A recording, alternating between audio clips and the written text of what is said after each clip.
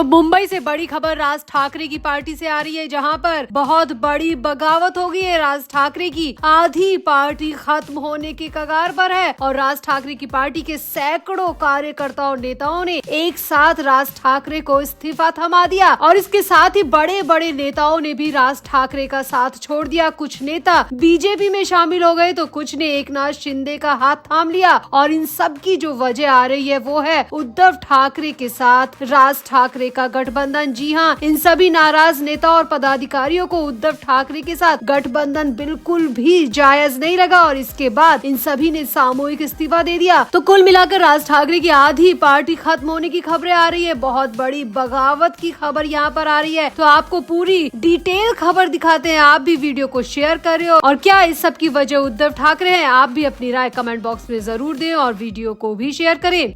तो राज ठाकरे के लिए उद्धव ठाकरे के साथ गठबंधन के बाद मुश्किलें बढ़ती नजर आ रही है। मनसे को एक के बाद एक झटके लग रहे हैं। करीबी नेता संतोष धूरी के इस्तीफे के बाद अब अंधेरी ईस्ट विधानसभा तो ऐसा इलाका है जहां पर बड़ी संख्या में सामूहिक इस्तीफे हुए हैं। मनसे के सैकड़ों पदाधिकारी और कार्यकर्ता शिवसेना शिंदे गुट में शामिल हो गए। इससे इलाके में मनसे की राजनीतिक पकड़ बिल्कुल कमजोर पड़ चुकी है, क्योंकि यहाँ पर अब कोई नेता ही नहीं बचा। राज ठाकरे का नाम लेने वाला कोई नेता ही अंधेरी ईस्ट इलाके में बचा नहीं है। संतोष धूरी के बीजेपी में शामिल होने के बाद में सैकड़ों की संख्या में पदाधिकारियों और कार्यकर्ताओं ने भी एक झटके में राज ठाकरे की पार्टी से इस्तीफा दे दिया। अंधेरी ईस्ट विधानसभा क्षेत्र में हुई इस बड़ी राजनीतिक हलचल से राज ठाकरे की पार्टी के अंदर का माहौल बहुत ज्यादा गर्म हो चुका है। सामने आ रहा है कि सैकड़ों की संख्या में मनसे के पदाधिकारी और कार्यकर्ता औपचारिक रूप से शिवसेना शिंदे गुट में शामिल हो गए। तस्वीरें डाली जा रही है, वीडियो शेयर किए जा रहे हैं और सामने ये आ रहा है कि अंधेरी ईस्ट के विधायक मुर्जी पटेल की मौजूदगी में इन सभी ने शिवसेना का दामन थाम लिया और इस सब की वीडियो और फोटो सोशल मीडिया पर जमकर शेयर किए जा रहे हैं। यहाँ पर आपको बता दें, इस्तीफों की शुरुआत संतोष धूरी के इस्तीफे के साथ हुई। संतोष धूरी ने राज ठाकरे की पार्टी को छोड़कर बीजेपी का दामन थाम लिया और कई आरोप राज ठाकरे पर और उद्धव ठाकरे के साथ गठबंधन पर लगाए। बीजेपी में शामिल होने के बाद संतोष धूरी ने एमएनएस छोड़ने का चौंकाने वाला खुलासा किया और कहा कि राज ठाकरे ने अपनी पार्टी को पूरी तरह से त्याग दिया है, सब कुछ उद्धव ठाकरे के हवाले कर दिया है। उद्धव ठाकरे के आगे राज ठाकरे ने सरेंडर कर दिया है। इसी वजह से अब न हमारी इज्जत बची है, न मान बचा है, न ही हमारी कोई पहचान बची है। इसीलिए ऐसी पार्टी में अब रहने का कोई फायदा नहीं है। संतोष धूरी ने कहा कि मैं साल 2006 से राज ठाकरे के साथ हूँ, यानी कि मुझे राज ठाकरे के साथ काम करते हुए पूरे 2 दशक हो चुके हैं, लेकिन अब मैं राज ठाकरे के साथ 1 मिनट भी नहीं रह सकता, क्योंकि राज ठाकरे ने उद्धव ठाकरे के साथ जो समझौता किया है वो हमारी मान मर्यादा के खिलाफ है। संतोष धूरी ने यहाँ पर ये भी दावा किया कि मैं ही नहीं बल्कि करीबी नेता संदीप देशपांडे भी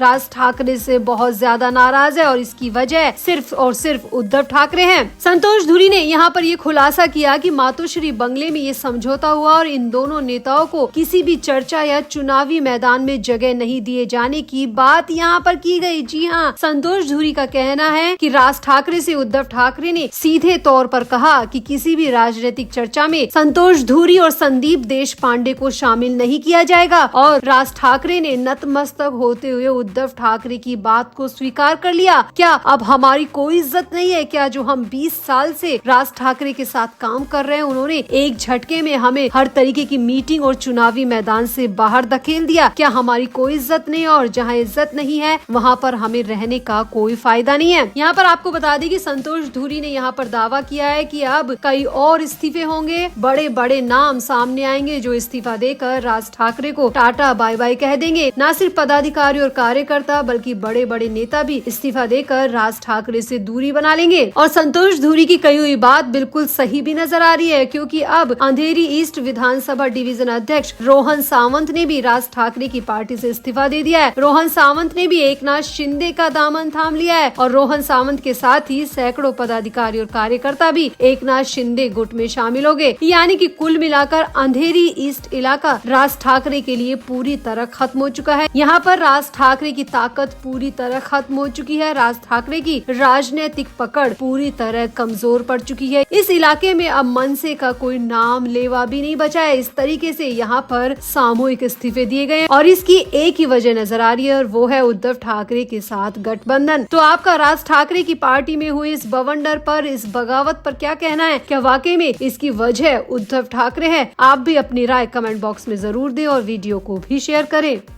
तो बीएमसी चुनाव को लेकर आए दिन किसी न किसी बड़े नेता का बड़ा बयान सामने आ रहा है। अब जैसे ही ठाकरे परिवार में आदित्य ठाकरे और अमित ठाकरे ने बीएमसी चुनाव की बागडोर संभाली, तो वैसे ही अन्य पार्टियों के आरोप प्रत्यारोप शुरू हो गए हैं। हाल ही में आदित्य ठाकरे और अमित ठाकरे ने मिलकर एमएनएस और यूबीटी का संयुक्त मैनिफेस्टो भी जारी कर दिया था और इसके बाद में मैनिफेस्टो के जारी होने के बाद में पार्टियों से अलग अलग बयान सामने आ रहे हैं। वहीं अपनी पार्टी में उन्हें जहां तारीफ मिल रही है, वहीं दूसरी पार्टियां इस मैनिफेस्टो की और आदित्य और अमित ठाकरे की जमकर क्लास लगा रही है। इसी बीच एकनाथ शिंदे गुट के नेता संजय निरुपम सामने आए और संजय निरुपम ने आरोप लगाया कि जब 25 साल के शासन में शहर की बुनियादी समस्याओं का समाधान नहीं किया जा सका, तो अब ऐसे मैनिफेस्टो का क्या फायदा है? ये मैनिफेस्टो सिर्फ जनता को भ्रमित करने के लिए बनाया गया है। संजय निरुपम ने यहाँ पर यह भी कहा कि आदित्य ठाकरे और अमित ठाकरे अभी